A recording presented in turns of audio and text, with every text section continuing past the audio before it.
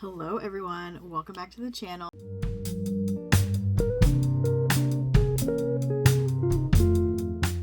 It is that time of year again. It is time for my tier ranking videos because I have so much book content throughout the year. I do a tier rank each year so far for like the past 3 years of all of the movies, the new release movies I've watched this year, and the TV shows that I've watched this year. Now, TV shows, this is obviously movies. TV shows is going to be a separate video, and I'll explain about them when I do that one. But today we're just doing all the movies that I watched in 2023. These could be in cinema, on a streaming service, whatever, but they were 2023 releases. Now, I usually keep a running list throughout the year on my phone. It is very possible I missed some. I have in the past. I think last year I missed... what did I miss last year? Oh, I missed Hocus Pocus 2 last year. Someone had pointed that out to me, and I was like, oh shit, you're right. So it is possible that I missed a couple, but these are the ones that obviously I remember that I actually took note of. Now, a lot of these, so these are in the order in which I watched them throughout the year. So like the stuff that's like later and older, I probably am not going to remember a lot about, especially the TV shows, because as I was putting these pictures together to put in this tier rank thing, I was realizing that I was like, oh, I don't even remember this, watching this at all. So it's going to be an interesting journey with these two videos. But first, let me start recording my screen so you guys can actually see what I'm talking about.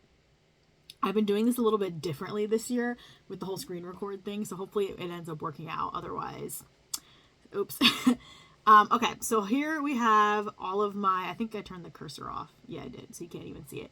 But here at the bottom, I have all of my movies that I watched throughout the year. You can see a sneak peek. There's about, funny enough, I have 19 movies and 19 TV shows that I watched, which I thought was funny.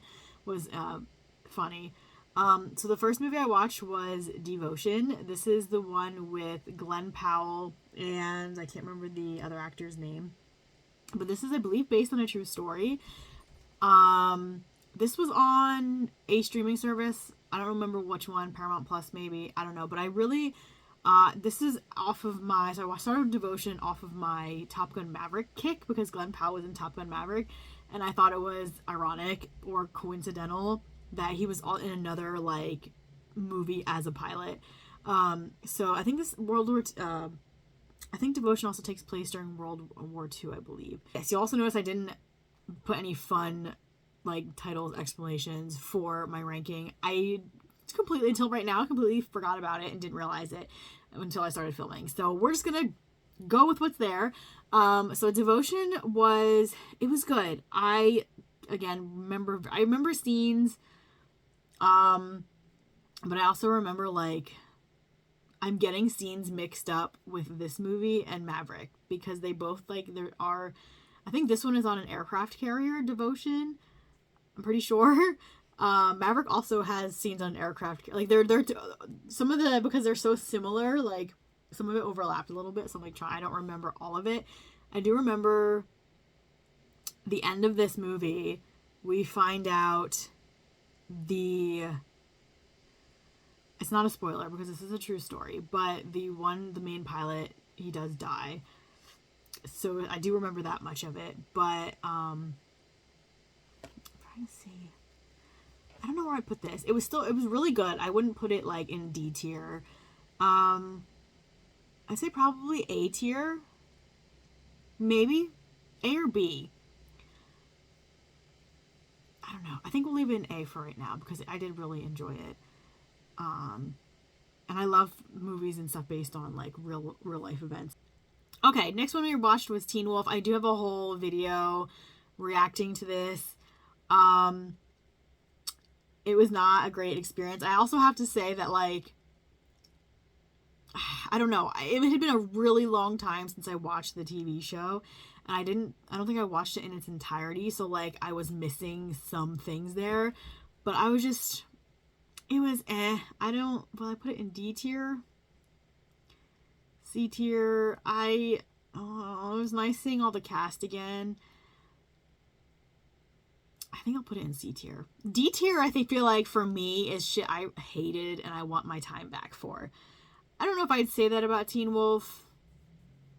Maybe at the time I would have, but upon reflection, like, I don't know. It was like the end of an era sort of situation, so it was fun. 80 for Brady. I love these kind of movies. I love these kind of movies, like Book Club, for instance. And it's so funny because like all of a sudden Jane Fonda and Lily Tomlin have been making so many things together, and it's like they're thriving after Grace and Frankie, which I absolutely loved. Now they have so many movies together. They have one I haven't seen yet. I can't remember which one it is, but there is one I haven't seen yet. But 80 for Brady was really fun. I don't like Tom Brady. I can't stand him. But the movie was good. So I'm going to put this in A tier. It was fun. I would watch it again. Babylon. This movie I watched on a whim. I think I was just like hanging out at home on a weekend. This is typically what I used to do. I would hang out downstairs on like a day that I had off and just like watch movies and like sleep downstairs and just have like a movie night with myself. My mom and I used to do that a lot when I was like younger, and I started missing it, so I was doing it. This is one of the movies that I just happened to decide to watch at the time. It's a little insane. The movie, a little crazy. The cast is excellent. I will say that much. But like, I don't think I'd watch it again. It was better than Teen Wolf, though. I will give it that much. I'll put it in B tier. Next one is At Midnight. This is another one of those that I watched. Might have been the same night. I don't know. But this was one of those, I think it was on Prime. It was on like some other like a streaming service. And the female lead in this, and I can't remember her name, Barbara I think her last name is Barbara, I want to say. She was in Top Gun Maverick, which is why I watched the movie to begin with, because I was familiar with her from that, and I wanted to see her in other things. I don't remember this movie like a lot. I don't remember a lot of this movie. I remembered I had fun with it. It was entertaining, but I don't know if it's not something I would watch again. And the fact that I don't remember things about it, I'd probably put it in C tier. Unfortunately. Next we have Guardians of the Galaxy Volume 3. Now, full disclosure, I don't watch all of the Marvel Universe movies. I don't watch the TV shows. I think having to have Disney Plus and having to watch the TV shows in order to be able to understand the movie and like the universe is a little bit ridiculous, and I feel like it's a cash grab, and I am not into that. So I did not watch. I've watched Volume 1. I have not seen Volume 2 of Guardians. So I did see Volume 3. Oh, hello. Hello, mister. He hasn't done that in a while. Well, he's been doing it lately. He hasn't done it in a while, and then all of a sudden he started doing it again. Are you going to hang out? Or just stand there? Okay. One of the other ones is going to the bathroom, so I might have to wait for her to finish. Guardians 3. I cried in this movie. If you've seen it, you know. If you know, you know. I had fun with it. I need to go back and watch Volume 2, like really bad. I need to go back and watch a lot of the Marvel movies. I don't know if I... Honestly, there are some of them I don't even know if I'll bother. Because I know there's a couple that like I think you have to watch whatever the series is to like understand, and I'm just like no. But I'll definitely put Guardians in A tier. I'll put it in A tier. Yeah, it's definitely A tier. Next is Fast 10. I will say this was better than Fast 9. Fast 9 was a little bit ridiculous. I don't even remember where I put it. I did rank Fast 9 last year, but I don't remember where I put it. I will say that Jason Momoa's character in this made the movie. I will stand by that. He was just completely unhinged, and I feel like he had way too much fun with that role. Honest to God, I feel like he just had a blast with that role. Also, can we talk about the end credit scene of this movie? I'm not going to spoil it in case you haven't seen it, but the fact that they are doing this, I'm like, there is no limit to this fucking franchise, because yeah, like, people are just resurrected from the dead left and right. I mean, it's crazy. Listen, I think it goes up here. It was way better than Fast 9. I'll stand by that for sure. And I'm actually really curious. I think there's supposed to be, what, 12 movies altogether? There's 2 more, maybe? I don't remember. But they definitely set it up for the next movie, for sure. The Flash. This is the Flash, the movie. I will say that I'm not a fan of Ezra Miller, like, just in general. I do like him as the Flash. We'll put it that way. However, this movie made me so irrationally angry. I remember seeing it in the theater and just completely going off about it because there's like some weird, I don't know, like the weird space-time continuum thing where he goes back in time and messes with the time, whatever. We get Supergirl, which is fine. But then we learn about the fate of Superman, and I get so pissed. And also, you get to see every single Superman. George Reeves, Christopher Reeve, you see them all. You do not see Henry Cavill Superman. And do you know how pissed off I was about that? This movie it made me so mad. I would put this here just to be a spiteful bitch. Because no. Yeah, it completely ruined it for me. I literally went to see this because just out of sheer curiosity, just to see, because to see Batfleck. Ben Affleck as Batman is okay. I think he makes a better Bruce Wayne than a Batman. But you also get to see, oh, you know what? I forgot. You get to see Michael Keaton as Batman. We'll put it up one because you get to see the fall of Michael Keaton as this insane old man who used to be Batman. Oh my god. I forgot all about that. Okay, we'll put it there. Michael Keaton was the only redeeming factor of this movie, and I will stand by that. This movie was awful. I'm sorry. Sorry, not sorry. Okay. Next was Happiness for Beginners. I think this was Netflix or Prime, another streaming service. Watched it just randomly one day. I was doing something. I forget what I was doing. I don't remember what I was doing, but I was watching it just to have something to watch.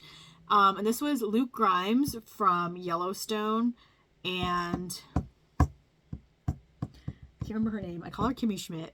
That's not her name. But they're like go on a hike. It was like a hiking. It was funny. It was fun. It was entertaining. I would watch it again. I think it was better than The Flash. Okay, Gran Turismo. I saw this twice in theaters. And then it was so good. It's on Netflix already, by the way. But then Mike also got it for Christmas. But it's been on Netflix, and I'm like, I need to watch it again. It's so good. And yeah, this is S tier. I loved it. I loved the whole movie.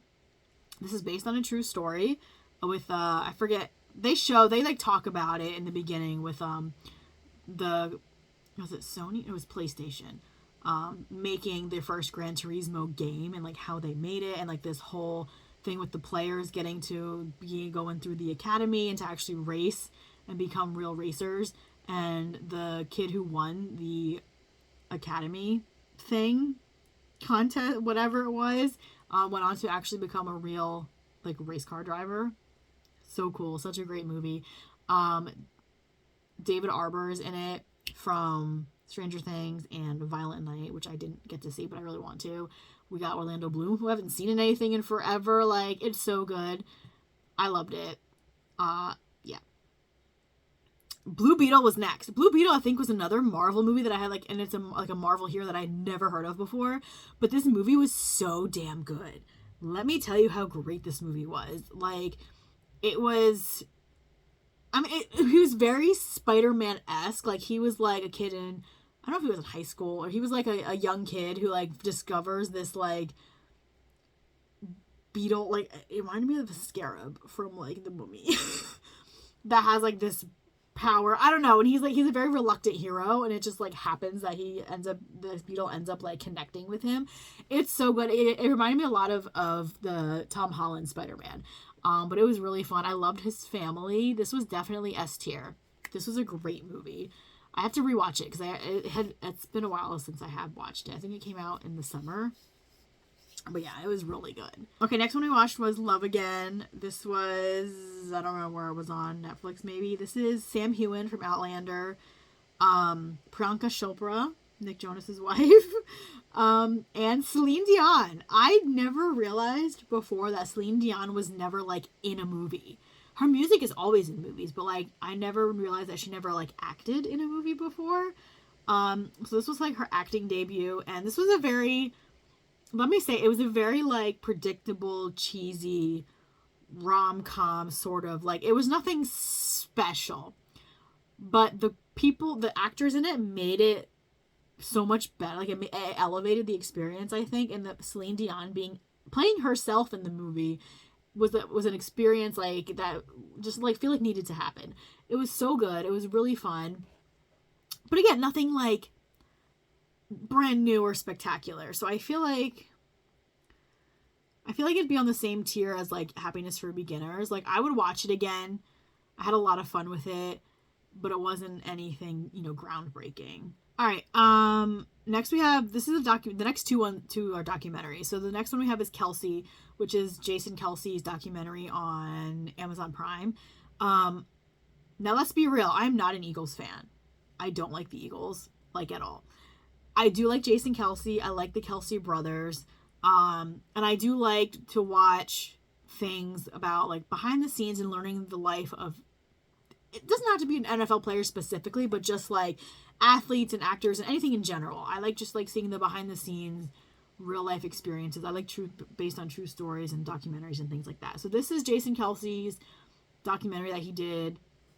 I think it's following him from last season, because this was, yes, because at the end of the documentary he was still debating whether or not he was going to play another season, and then he's currently playing this season. So this might be his last season, or I know he's probably going to retire fairly soon. But his documentary was really good. We got to see inside his life. His wife, Travis, was in it. This was before the freaking Taylor Swift shit. Don't even get me started on that. I don't want to know. I don't care about it. But I care about it to the point where, like, it's annoying. But I won't go into that just because I know people will get upset, like, up in arms about it.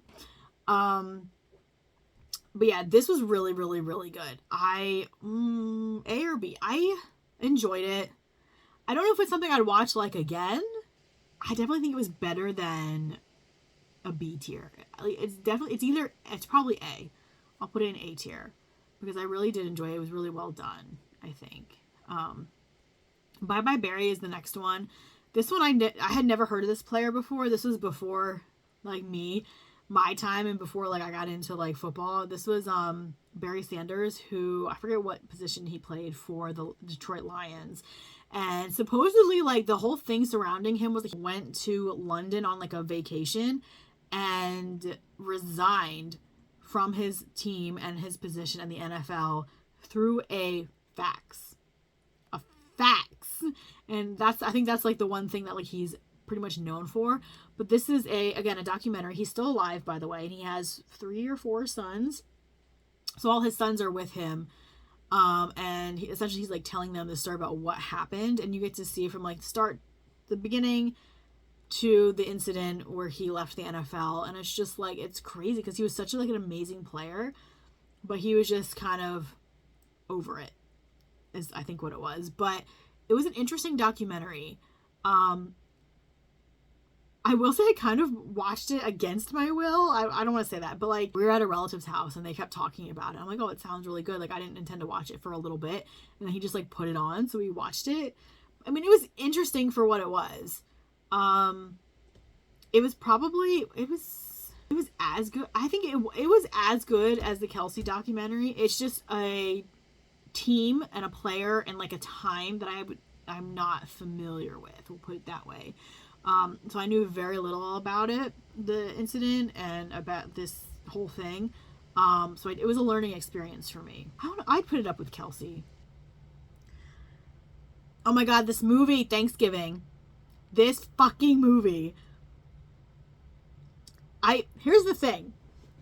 It wasn't what I expected, but I can't stop talking about it and just telling people just watch it, because it's not what I at all thought going into it. I thought it was going to be horror movie.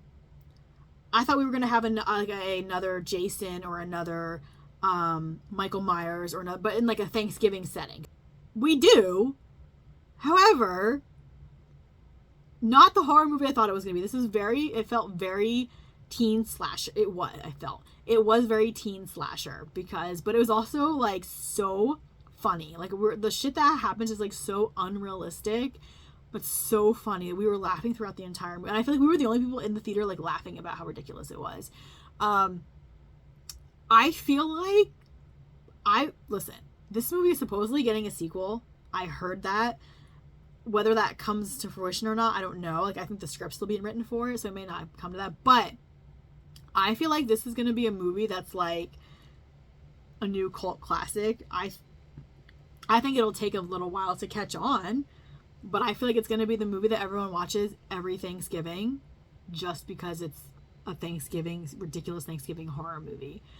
I almost want to put it up here just because of the amount of that I've been talking about it. Was it a good movie? No, it wasn't well done. It was done well enough that I would watch it again. I think I'm definitely going to put it in A tier. There was a pretty good cast. Patrick Dempsey is in it. I forget who else. There were some other people in it that I recognized. And it was just the very beginning of it just completely encompasses what it's like being a retail worker on Black Friday, because it does start on Black Friday, and like there's a huge like incident with like people getting trampled and killed because of a Black Friday sale.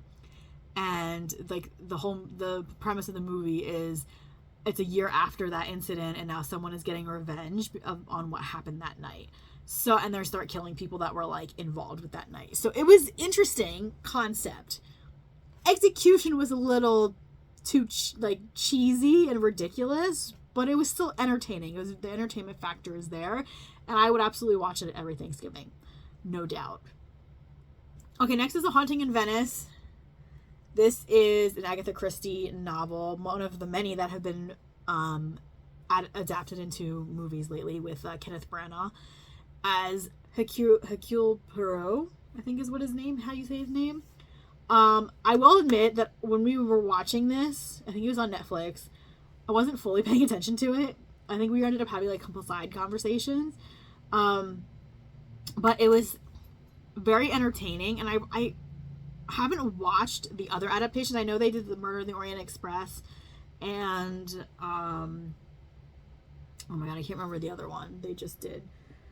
This was like the third or fourth one they've done so far with Kenneth Branagh. I think maybe the third one. I can't remember the name of the second one. Anyway, it was still really good. I enjoyed it. What I remember of it. And I love that I'm pretty sure it was filmed in Venice, which I have been to. So it was nice to get to see like the scenery again and be like, oh yeah, I was there. All right, now we're getting into the Christmas movies. This is the end of the year the end of the year watches, I guess. I do typically try to watch the new Netflix Christmas movies during the year, like Single All the Way. I loved last year. This year was The Family Switch. This one is with Ed Helms and Jennifer Garner, and they go to like a planetarium, and something happens where they end up all swapping bodies. But this was so fun. Like, I didn't expect it to be as good as it was. There were so many like laugh out loud moments. I would definitely watch this again. I'll put this up in A tier. I would watch this again next year. I might even watch it outside of Christmas, but it was really fun. I haven't seen Jennifer Garner in anything in a while. Next we have Holiday in the Vineyards. I don't remember I literally just watched this and I don't remember a lot about it. I think I was making blankets, or I don't remember. I think this is going to go down in the C tier with like At Midnight. Yeah, I don't remember. Oh, I think she owns a winery. I think it's what it is. She owns a vineyard. It was like her husband's vineyard, and he works for a like, I want to say like a big conglomerate like wine company or something, and she needs to sell the vineyard in order to like make money, but like the townspeople are all gonna bid for her to keep it, and like his mother wants him to outbid them all so they can obtain the vineyard. I think that's what that was about. So yeah, it's one of those like Hallmark kind of movies. But yeah, it was fine. It was a run-of-the-mill Christmas movie. Next we have Candy Cane Lane. This movie. This was on Prime. This is Eddie Murphy and Tracy Ellis Ross, and there were quite a few fun actors and characters in this movie. I think this was all about, he wanted to win like their town's Christmas decoration contest, and he buys like this thing from I don't know what you would call her, like a wizard, like a person. And what happens is it's the 12 Days of Christmas characters, and they all like come to life, and they have to get them back into like their little ornaments in order to like, because they're like wreaking havoc on the town. It was really fun. I would put this probably up on A tier. I'd watch it again. I had a lot of fun with it. It was entertaining. It was Eddie Murphy. Like, I haven't seen Eddie Murphy in anything in so long. I don't even know if he's been doing movies lately. I'm sure he probably has. I've just been out of the loop as normal. But yeah, so okay. So this is my final ranking. All right. So in typical Sarah fashion, I made this video too soon. So I filmed it on the 30th and then proceeded to watch 2 movies that were 2023 releases. And then on the 31st, watched a third one. So, of course, I learned my lesson to actually do these when the new year starts, because clearly, yeah, so instead of refilming this, I just reset up because I made a single use tier thing, so it doesn't save the template. So I reset it up with the 3 movies that I watched over those last 2 days of 2023. So we're going to have them on the screen down here. We're going to tier rank their last few movies real quick so I can edit this properly.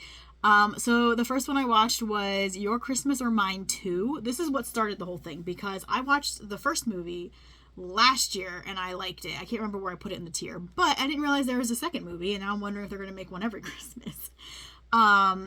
But this one is, I don't like it as much as the first one. They went to Austria. I liked the first one better. I think I'm going to end up putting it in, it might be C tier, I think. The first one was either B or A, and it was still fun. It was enjoyable. It was a good Christmas movie, but the first one had more to it that I appreciated. Next we have Book Club, The Next Chapter. I've been wanting to watch this for a while. Mike got me the DVD and we never watched it, but I figured I'm already having to update this video anyway, so I'll watch another 2023 release. This one I really loved. I liked the first one, where they read 50 Shades and then like incorporate the book into their lives. This one was less about the book club. Like it's a group of friends that have a book club, and like they're spread all over the country, and they show you how they continue this book club, and they show the different books they read throughout the however long it's been since the last time they started it. And this one goes, they mentioned The Alchemist. That's not like the main book in the movie, but they go to Italy, they go to Venice, and you can tell they filmed there. It's very beautiful. They highlight the country. They went to Tuscany, Rome. Like, it was just, to see all the scenery and everything like in the movie was just amazing, because I have been to Venice and it is a beautiful city. It was probably one of my favorite places to visit. Not that I have a long list, but so this one though, because it wasn't surrounding a book like the first movie did, it was still good. I loved seeing all the cast. They have a phenomenal cast in this movie. You got Candice Bergen, Mary Steenburgen, Diane Keaton, Jane Fonda. There we go. You have Craig T. Nelson. You have Andy Garcia. And that's just pretty much what I watched it for. And like, it was the same with like 80 for Brady. I watched it for the cast of people. And Jane Fonda was also in 80 for Brady. So she's been doing a lot of crap the past few years. So I think this is probably gonna be like, I would watch it again. I would absolutely. This is one of those movies that you just like put on and watch in the background. But I don't. Do I think it was? I think the location, the setting was better than the first one. Excuse me. But I liked the storyline of the first one better. Does that make sense? So I think I'm gonna put it in B tier. It doesn't make it. I mean, B is still, it's like a 3, I would say it's like a 3.5 if I was rating a book rating it. And then finally I watched Saltburn. That's what I watched today as I'm actually doing this. And I watched this because a lot of people a lot of my online friends were watching it, and I've been seeing mixed reviews about it. Some people are like, it's amazing, I love it. Other people are like, I don't know what the hell I just watched. Like, what is this? I'm definitely in the frame of mind of what the fuck was this movie. It was intense. It almost seemed nonsensical at times. And then you get to the end and you're like, oh. So this was like okay, I see. Like, I don't want to spoil it because it is a newer release. So, I don't know. Like, I can't tell if it's genius and I love it, or if I hate it and I'm like, what the fuck? Like, who made this movie? It also had a really good cast of people, though. We had the kid from Gran Turismo. I can't remember his name. Yeah, Jacob Elordi is in it. Rosamund Pike is in it. The guy from Dunkirk, he's in other stuff too, but I can't remember what else off the top of my head. Like, there was a good cast of people in it. It was just a very odd movie. It was odd. I don't know where I would put it. I would probably put it. It was also really long. It was like over 2 hours long. It was so strange. It was really weird. The vampire thing was weird. If you saw this movie, you know what I'm talking about. And the thing at the gravesite, that was really weird too. The end of this movie is fucked up. Like, I'm like, I don't know where to put this. Where do I put this? I almost want to put it down here because I don't know how I feel about it. But I guess that should mean I should put it in here because I don't know how I feel about it. I don't know. I would not watch it again. I will tell you that much. I might put it down here. I think people are going to disagree with me on that. But looking at like stuff, like I probably wouldn't watch any of these movies again. Once was enough. These ones, possibly I would watch again. Actually, there's a couple of them I probably wouldn't. Like Haunting in Venice and Babylon, I probably wouldn't, but they were good movies. I don't know. Saltburn, maybe it does belong up here.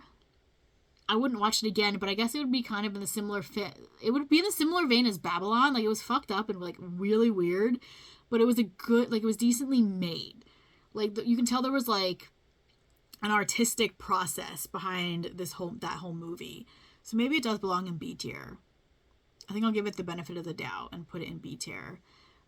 All right. Now this is my final tier ranking for 2023. If I watch any movies after that in the next 6 or 8 hours, forget it. I'm not going to mention it. We're done. Do I want to move anything? I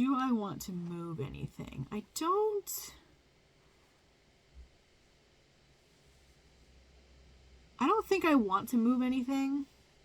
I think everything I feel pretty good about. I typically do have a lot of stuff in the A and B tier. But yeah, these Gran Turismo and Blue Beetle, top movies of the year. They were so good. And The Flash I'll be forever angry about. Yes. Wait until you guys get to my TV show one and I talk about The Witcher 3, season 3, because allow me to go off on that as well. But that's a whole different video. So anyway, thank you guys so much for watching. Let me know down in the comments if you agree or disagree with any of these. I don't want to get into huge arguments about them. These are my own opinions. You know, like, there's no, like, this is not an official ranking or anything like that. But if you guys disagree with anything, or if you have other things that you've seen throughout the year, like what you love, what was your favorite thing you saw in the year, and like what you absolutely hated, I would love to hear, especially if there's anything on this list that you would place differently. With that said, you can stay tuned for my TV show rank coming out eventually. But I will see you guys in that one. Bye.